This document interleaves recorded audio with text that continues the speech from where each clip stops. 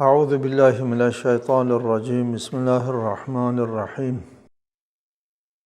الحمد للہ رب العالمین، والصلاة والسلام علی اشرف الانبیاء والمرسلین وآلہ الطیبین الطاہرین۔ اعوذ باللہ من الشیطان الرجیم۔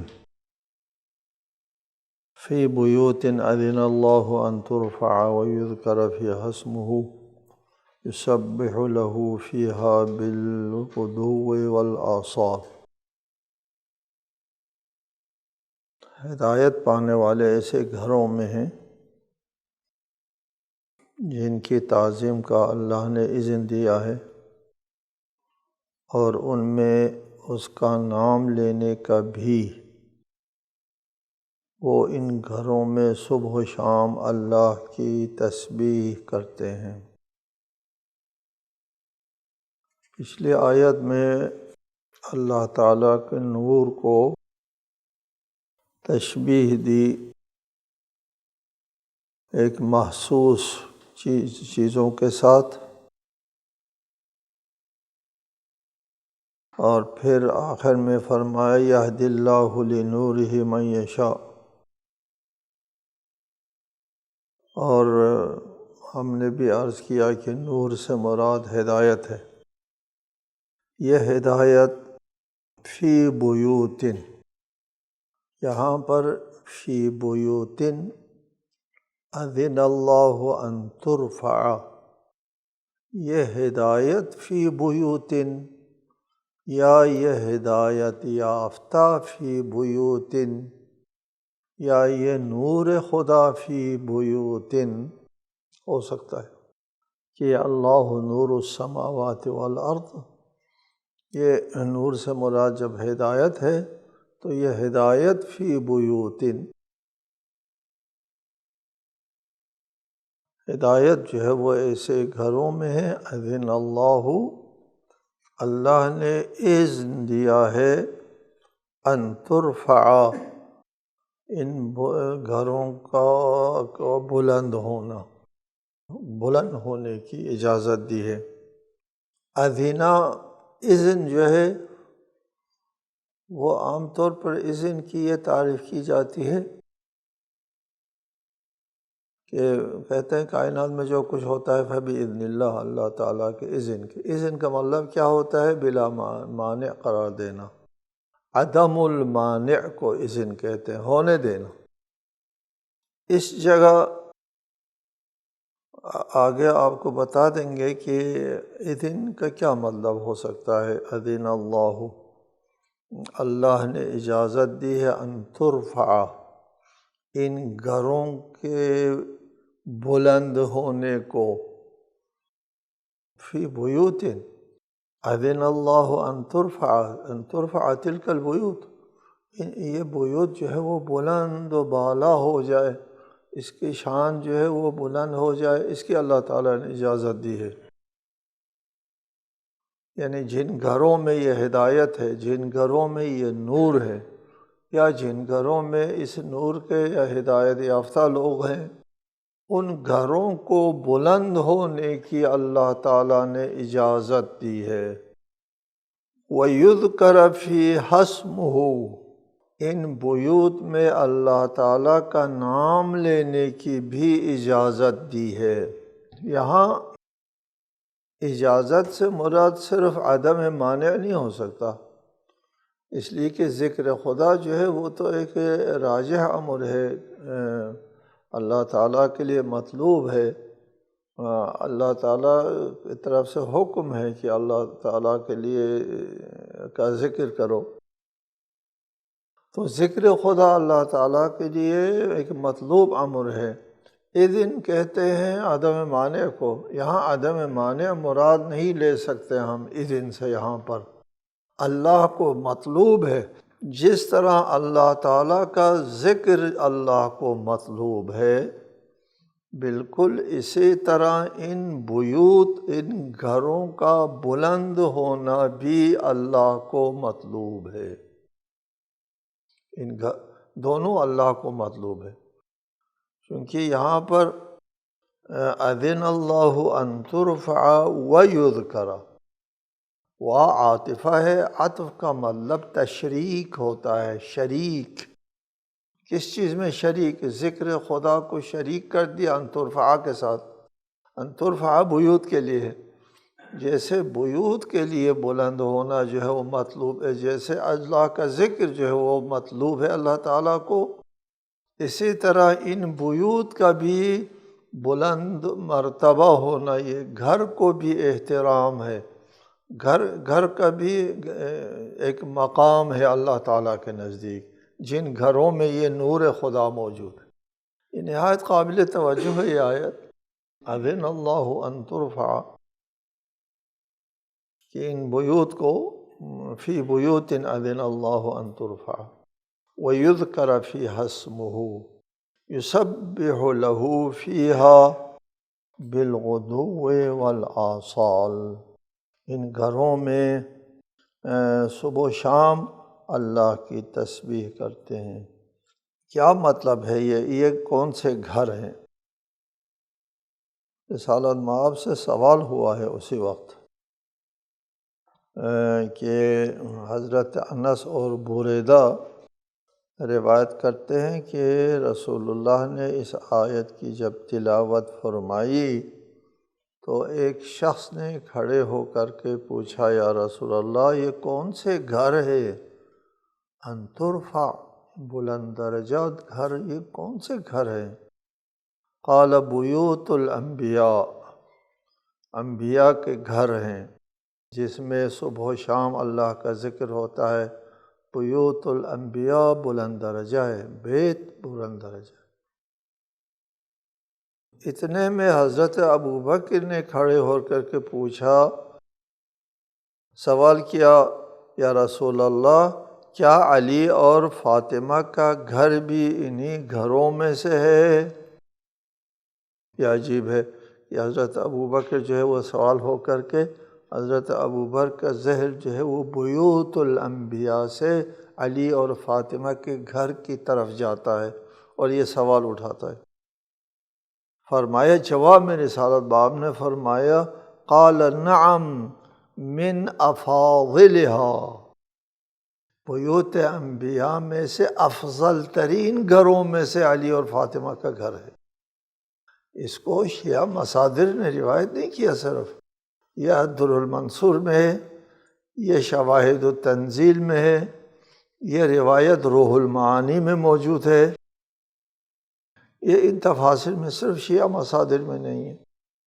ہم جب بھی کوئی حدیث بیان کرتے ہیں عموماً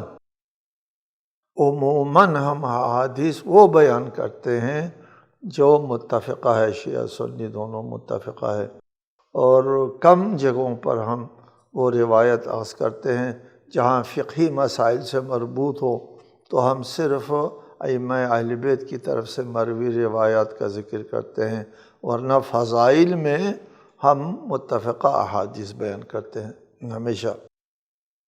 البتہ امام محمد باقر علیہ السلام کی طرف سے بھی روایت ہے کہ فرمایا، قال ہی بیوت الانبیاء فی بیوت اذن اللہ ان ترفع، بیوت الانبیاء ہے، وبیت علی منہا، اس گھر کو بھی، علی اور فاطمہ کے گھر کو بھی اللہ تعالیٰ نے اجازت دی ہے، ان کے اجازت دی ہے، یعنی اللہ تعالیٰ کو مطلوب ہے کہ ان کے شان بلند ہو، ان گھروں کا شان بلند ہو۔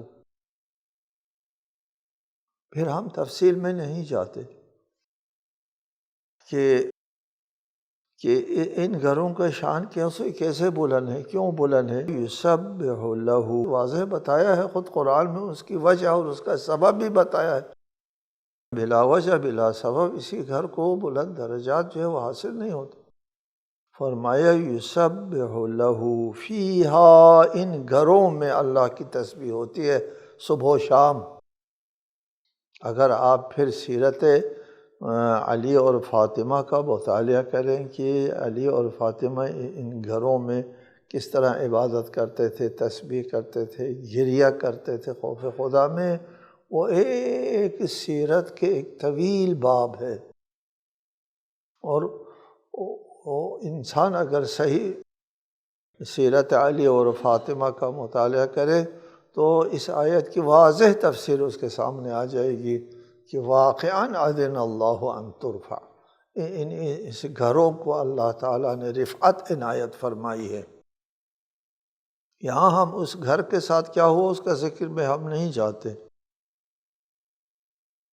لہٰذا ہر وہ گھر قابل احترام ہے جس میں اللہ تعالیٰ کا ذکر ہوتا ہے، قابل تعظیم اور قابل احترام ہے۔ ہر وہ مقام جہاں ذکر خدا ہوتا ہے، خواہ مساجد ہو، انبیاء اور اوصیاء کے گھر ہوں۔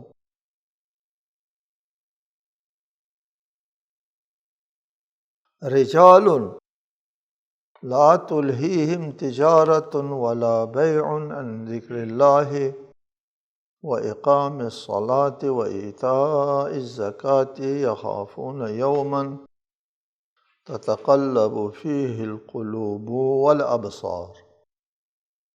ایسے لوگ جنہیں تجارت اور خرید و فروخت، ذکر خدا اور قیام نماز اور ادائیگی زکوٰۃ سے غافل نہیں کرتی، وہ اس دن سے خوف کھاتے ہیں جس میں قلب و نظر منقلب ہو جاتے ہیں۔ سبحان اللہ۔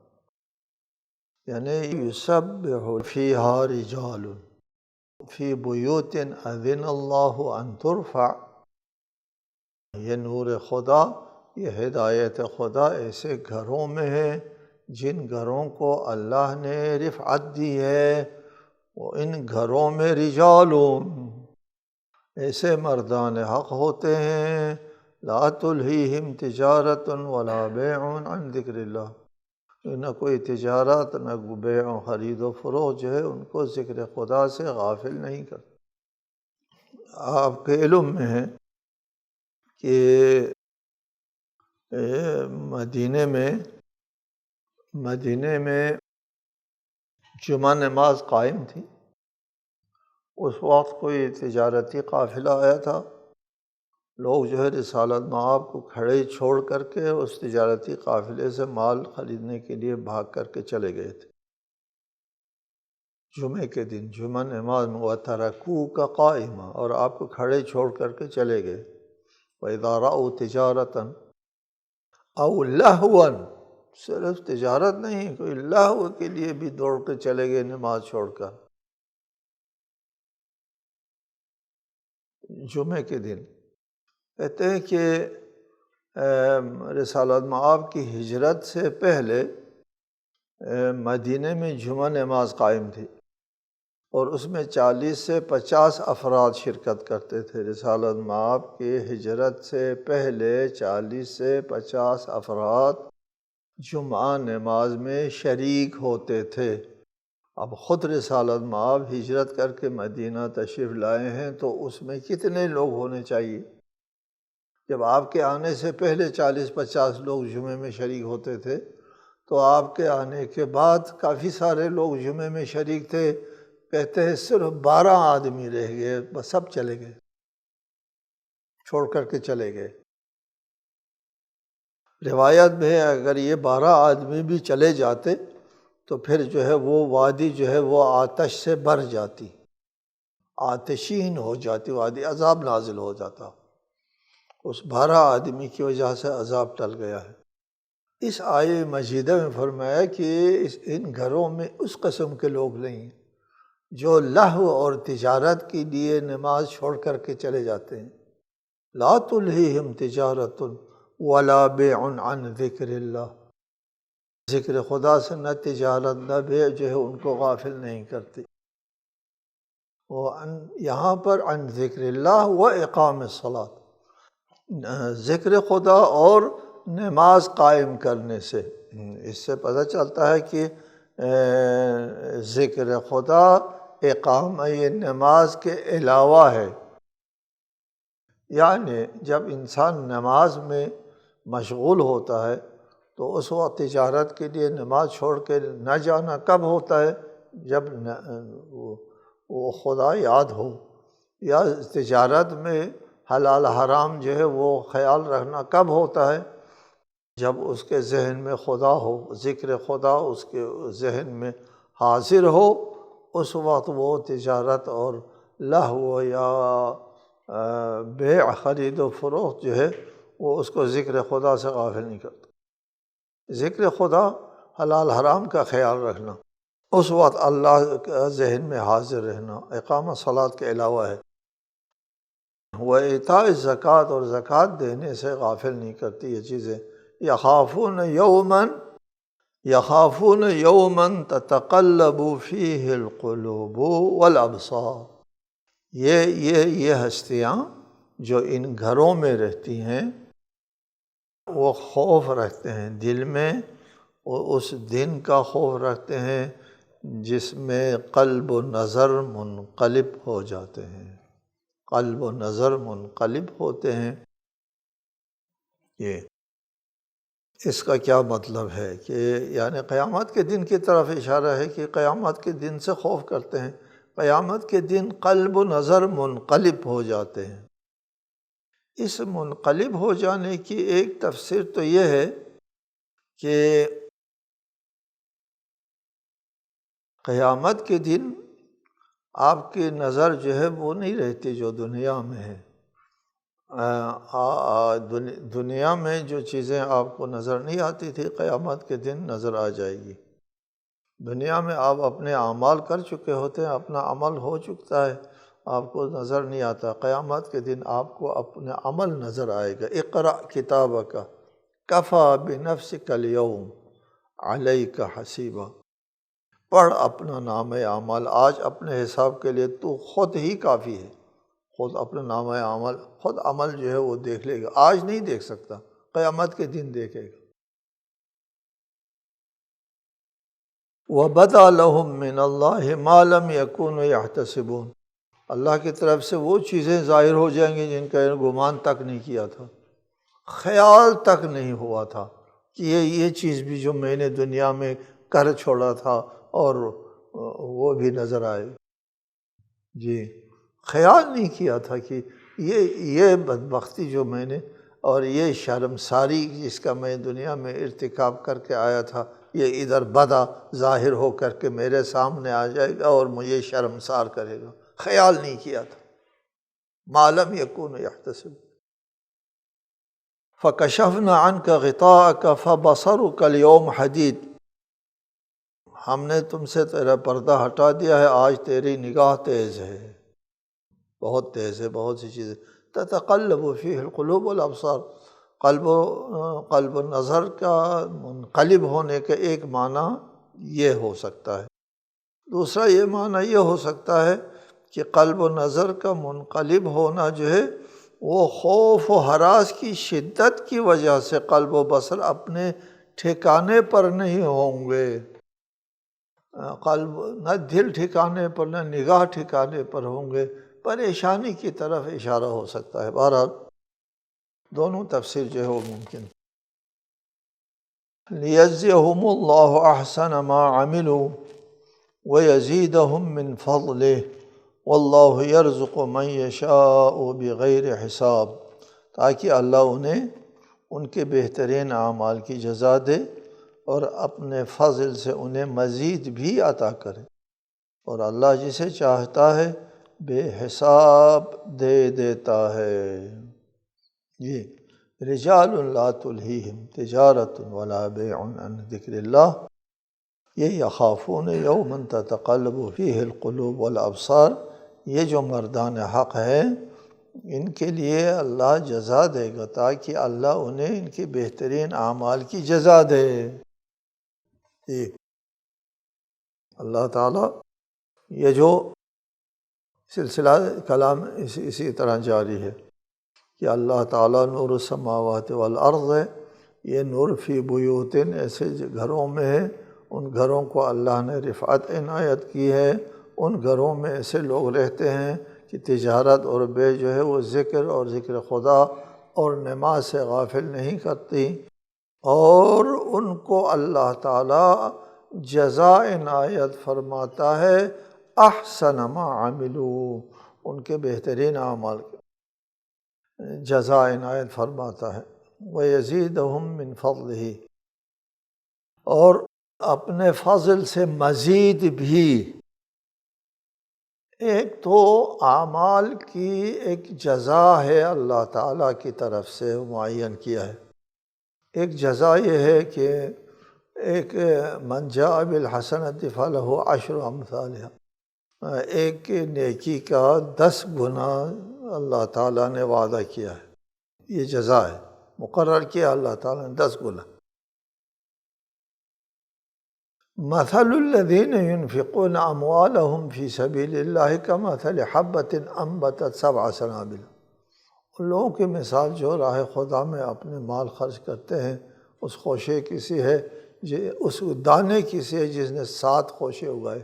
فی کل سنبلۃ مئۃ حبہ، ہر خوشے میں، ہر بالی میں 100 دانے ہیں، 700 ہو گئے۔ ایک کے مقابلے میں 700 انفاق راہ خدا کے لیے اللہ کا وعدہ ہے، ایک کے مقابلے میں 700 دیں گے۔ واللہ یضاعف لمن یشاء، اللہ جس کے لیے چاہتا ہے اس کو دگنا بھی کر دیتا ہے۔ اگر ہم یضاعف کو دگنا پہ کئی گنا نہ مانا کرے، دگنا پر مانا کرے تو 1400 ہو جاتا ہے۔ اور یہ ہر ایک کے لیے نہیں، لمن یشاء، جن کا خلوص زیادہ ہو ان کے لیے ہو سکتا ہے ایک کے مقابلے میں 1400 نیکیوں کا ثواب ملے۔ یہ بات آتی ہے 10 گنا 1400 گنا ثواب ملنا لیجزیہم کے تحت ہے، یہ جزا کے تحت ہے، یہ خود جزا کا مسئلہ ہے۔ یہ 10 گنا سے لے کر 1400 تک لیجزیہم، یہ جزا ہے جو خود اللہ تعالیٰ نے مقرر کر رکھا ہے۔ وَيَزِيدَهُم مِّن فَضْلِهِ، اور اللہ اپنے فضل سے اور بھی زیادہ کرے۔ وَلَدَيْنَا مزید ہے، قرآن مجید متعدد آیات میں ہے کہ ہمارے ہر عمل کے جزا ہم دیں گے اور ہمارے پاس مزید بھی ہے۔ اللہ اپنے فضل و کرم سے اس سے زیادہ عنایت کرتا ہے۔ ایک ثواب ہے انسان کے عمل کے مقابلے میں، اور ایک ثواب و درجہ ہے اللہ تعالیٰ اپنی طرف سے تفضلاً عنایت کرتا ہے، تفضلاً۔ جی، یہ قرآن میں متعدد جگہوں پر ہے کہ اللہ تفضلاً جو ہے ہمارے جتنا عمل ہے اتنے ہی سزا پر اکتفا نہیں کرتا، مزید بھی عنایت فرماتا ہے۔ البتہ یہ مزید جو عنایت فرمانا ہوتا ہے وہ ان لوگوں کے لیے ہے جن کے پاس کوئی عمل صالح موجود ہو، تھوڑا سا عمل صالح موجود ہو تو مزید ہوتا ہے، اور اگر تھوڑا نہ ہو، تھوڑا بھی نہ ہو تو پھر مزید کا لفظ نہیں آ سکتا نا، زیادہ دیں گے یار، کچھ پہلے ہو تو پھر زیادہ کا لفظ آتا ہے، سرے سے کچھ بھی نہ ہو تو پھر زیادہ کا لفظ نہیں آتا۔ کوئی عمل ہو تو پھر ہم اضافی دیں گے، کوئی بھی عمل نہ ہو تو اضافی کا معنی نہیں، کچھ نہیں ملے گا۔ یہ ان لوگوں کے لیے ہے جو راہ خدا میں نیک عمل انجام دیتے ہیں، ان کے لیے اصل ثواب کے علاوہ مزید فضل خدا سے ملے گا۔ واللہ یرزق من یشاء بغیر حساب، خدا جس کو چاہتا ہے بغیر حساب۔ بغیر حساب کا ایک معنی ہے کہ اللہ تعالیٰ جو ہے وہ بغیر استحقاق کے، بغیر محاسبہ کے عنایت کرے گا۔ جی، بغیر محاسبہ کے، جی، بغیر استحقاق کے، یہ مستحق نہیں ہے، نہ دے تو کوئی حرج نہیں، پھر بھی اللہ تفضلاً دیتا ہے۔ جی، کن کو؟ من یشاء، جس کو چاہتا ہے۔ کس کے لیے چاہتا ہے خدا؟ خدا کے مشاء، یشاء جو ہے مشیت، یہ بہت اہم چیز ہوتی ہے۔ یہ بات طے ہے نا کہ مشیت الہی جو ہے، میں کہا کرتا ہوں ہمیشہ، اندھی بانٹ نہیں ہوتی اللہ کی مشیت، وہ مستحق کو، اہل کو دیتا ہے۔ اہل کون ہے؟ جس کے پاس کچھ اعمال صالحہ موجود ہے تو اللہ تعالیٰ مزید جو ہے بغیر استحقاق کے، بغیر حساب، بغیر محاسبے کے عنایت فرماتا ہے۔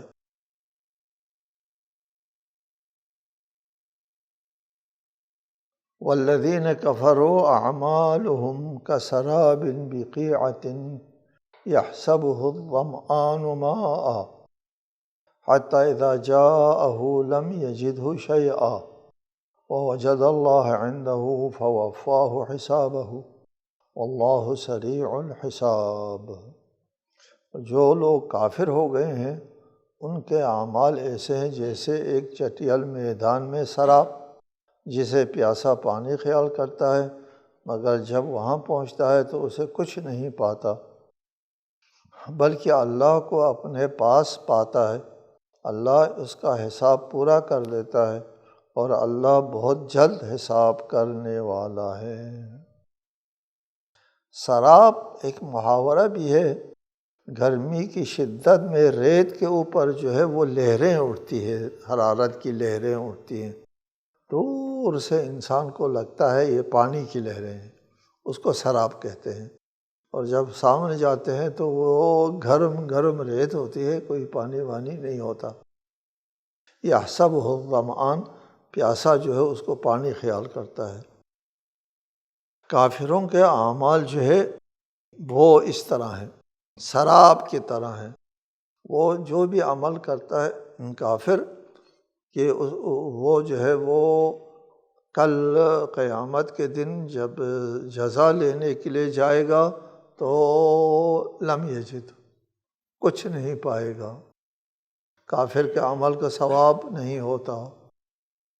اس سلسلے میں ہم آپ سے ہمیشہ بات کر رہے ہوتے ہیں کہ کافر کا ثواب کیوں نہیں ہوتا، اس لیے کہ وہ خدا کے لیے نہیں کرتا تو خدا کے ذمہ کوئی ثواب نہیں ہوتا، اور کافر جو ہے اس کے عمل کا کوئی ثواب نہیں ملتا، کیونکہ وہ خدا کے لیے نہیں کرتا ہے، وہ جس مقصد کے لیے کرتا ہے وہ مقصد اس کو مل جاتا ہے، بس اللہ کے لیے کرتا نہیں ہے، اللہ کے ہاں سے اس کو ثواب نہیں ملتا۔ السلام علیکم ورحمۃ اللہ وبرکاتہ۔